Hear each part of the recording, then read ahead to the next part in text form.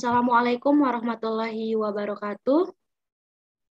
Baik, kami dari kelompok 10 akan mempresentasikan materi mengenai perlakuan sampel. Adapun anggota kelompok kami, yang pertama adalah Naila Rosida dengan NIM K1A0200052, dan saya sendiri, Nilo Ayusri Widiasari dengan NIM K1A020054. Topik yang akan kami presentasikan pada kesempatan kali ini yang pertama adalah masalah-masalah dalam ekstraksi pelarut, dan yang kedua adalah ekstraksi asam-asam organik dan basa-basa organik. Baik, untuk materi yang pertama akan dipresentasikan oleh Naila Rosida. Kepadanya saya persilahkan. Baik, terima kasih Hayu. Ekstraksi adalah proses pemisahan suatu zat berdasarkan perbedaan sifat tertentu, terutama kelarutannya terhadap dua cairan tidak saling larut yang berbeda. Pada umumnya, ekstraksi dilakukan dengan menggunakan pelarut yang didasarkan pada kelarutan komponen terhadap komponen lain dalam campuran, yaitu biasanya air dan yang lainnya yaitu pelarut organik. Ekstraksi pelarut merupakan metode pemisahan atau pengambilan zat larut dalam larutan, biasanya itu dalam air dengan menggunakan pelarut lain, biasanya organik.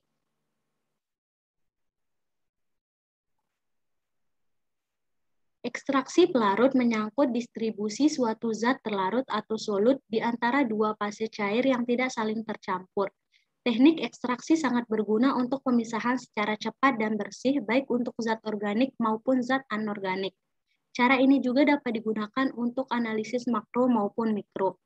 Menurut Estienne Yazid 2005, berdasarkan bentuk campuran yang diekstraksi, suatu ekstraksi dibedakan menjadi ekstraksi pada cair dan ekstraksi cair-cair. Untuk ekstraksi pada cair, zat yang diekstraksi terdapat di dalam campuran yang berbentuk padatan. Ekstraksi jenis ini banyak dilakukan di dalam usaha mengisolasi zat berkhasiat yang terkandung di dalam bahan alam seperti steroid, hormon, antibiotik, dan lipid pada biji-bijian. Sedangkan untuk ekstraksi cair-cair, yaitu zat yang diekstraksi terdapat di dalam campuran yang berbentuk cair. Ekstraksi cair-cair sering juga disebut ekstraksi pelarut, banyak dilakukan untuk memisahkan zat seperti ion atau logam-logam tertentu dalam larutan air. Selanjutnya ialah masalah-masalah dalam ekstraksi pelarut. Ada beberapa masalah yang sering dijumpai ketika melakukan ekstraksi pelarut, yaitu terbentuknya emulsi. Analit terikat kuat pada partikulat. Analit terserap oleh partikulat yang mungkin ada. Analit terikat pada senyawa yang mempunyai berat molekul tinggi dan adanya kelarutan analit secara bersama-sama dalam kedua fase. Terjadi emulsi merupakan hal yang paling sering dijumpai. Oleh karena itu, jika emulsi antara kedua fase ini tidak dirusak, maka recovery yang diperoleh kurang bagus. Emulsi dapat dipecah dengan cara yang pertama ialah penambahan garam ke dalam fase air, yang kedua pemanasan atau pendinginan corong pisah yang digunakan, yang ketiga penyaringan melalui glass wool, yang keempat penyaringan dengan menggunakan kertas saring, yang kelima penambahan sedikit pelarut organik yang berbeda, dan yang terakhir ialah dengan cara sentrifugasi.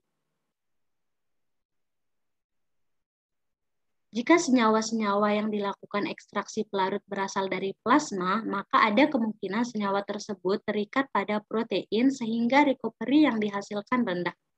Teknik pemisahan yang dapat digunakan untuk memisahkan senyawa yang terikat pada protein yaitu ada dengan cara penambahan deterjen, penambahan pelarut organik lain, penambahan asam kuat, pengenceran dengan air, dan penggantian senyawa yang mampu mengikat lebih kuat. Selanjutnya, saya akan membahas materi mengenai ekstraksi asam-asam organik dan basa-basa organik. Ekstraksi asam basa adalah jenis ekstraksi cair-cair. Ekstraksi ini biasanya melibatkan tingkat kelarutan yang berbeda dalam air dan pelarut organik. Pelarut organik dapat berupa cairan berbasis karbon yang tidak larut dengan baik dalam air, yang umumnya ialah eter, etil asetat, atau diklorometana. Sedangkan untuk ekstraksi asam basa biasanya digunakan untuk memisahkan senyawa organik satu sama lain berdasarkan sifat asam basanya. Biasanya metode ini didasarkan pada asumsi bahwa sebagian besar senyawa organik lebih larut dalam pelarut organik daripada dalam air. Namun, jika senyawa organik dibuat ionik, ia akan menjadi lebih larut dalam air daripada dalam pelarut organik. Senyawa ini dapat dengan mudah dibuat menjadi ion baik dengan menambahkan proton ion H+, yaitu membuat senyawa menjadi ion positif, atau dengan menghilangkan proton membuat senyawa menjadi ion negatif.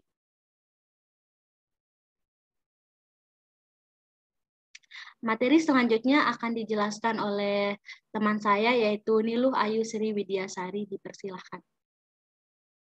Baik, terima kasih Naila. Saya akan menyampaikan materi berikutnya. Banyak sekali obat-obat yang bersifat asam lemah ataupun bersifat basa lemah. Senyawa-senyawa organik dengan gugus fungsi yang bersifat asam atau basa dapat mengalami disosiasi atau protonasi dalam larutan air sesuai dengan pH larutan. Oleh karena itu, proses ekstrasinya dapat dioptimasi dengan pengaturan pH. Hubungan antara pH dengan rasio distribusi yang disimbolkan dengan D, suatu asam lemah Ha dapat dirumuskan dengan cara berikut. Ha menghasilkan H+, plus amin. Dapat dilihat pada persamaan 1.1.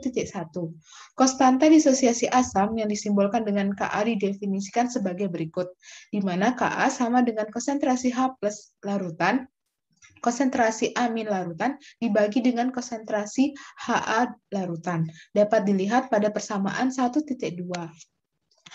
Hanya bentuk yang tidak mengalami ionisasi konsentrasi Ha yang dapat diekstraksi ke dalam pelarut nonpolar atau pelarut agak polar, seperti di etil eter. Koefisien partisi atau koefisien distribusi Kd dengan menggunakan eter dapat dirumuskan dengan persamaan berikut.